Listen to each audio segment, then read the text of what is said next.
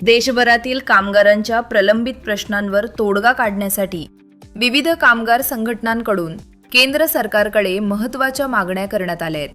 कामगारांचे प्रश्न चर्चेसाठी असलेले व्यासपीठ म्हणजे इंडियन लेबर कॉन्फरन्स गेल्या 10 वर्षांपासून बंद असल्याचा आरोप करत ते तात्काळ सुरू करण्याची मागणी करण्यात आली आहे. तसेच त्रिपक्षीय समित्यांचे गठन करून कामगार, सरकार आणि उद्योगपती यांच्यात समन्वय साधण्याची गरज व्यक्त करण्यात आली आहे. कामगार संघटनांनी देशभरात सर्वांसाठी समान किमान वेतन लागू करण्याची मागणी केली असून नॅशनल मिनिमम वेज तातडीनं जाहीर करावा अशी भूमिका मांडली आहे.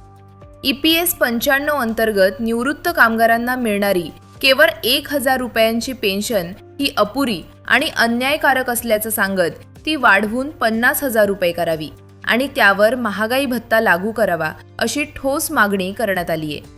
असंघटित क्षेत्रातील कामगारांसाठी आरोग्य, पेन्शन आणि इतर सामाजिक सुरक्षा योजनांसाठी अर्थसंकल्पात विशेष तरतूद करावी अशी मागणीही यावेळी करण्यात आली.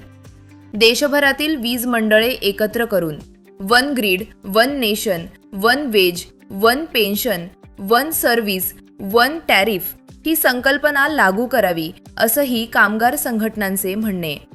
तसेच केंद्र व राज्य सरकारच्या महामंडळांमध्ये आणि शासकीय कंपन्यांमध्ये सुरू असलेले कंत्राटीकरण थांबवून हजारो रिक्त पदे तात्काळ भरावीत अशी मागणी करण्यात आली.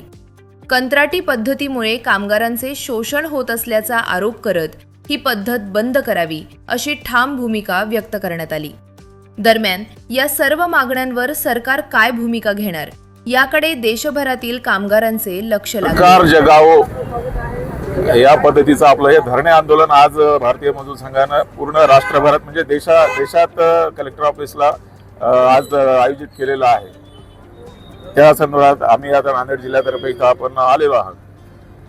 तर बघू आता त्यांना आपण केंद्रीय कामगार मंत्र्यांना निवेदन आणि पंतप्रधानांना आपण निवेदन देणार आहोत. त्या संदर्भात त्यांनी आपल्याला आश्वासन दिलेलं आहे.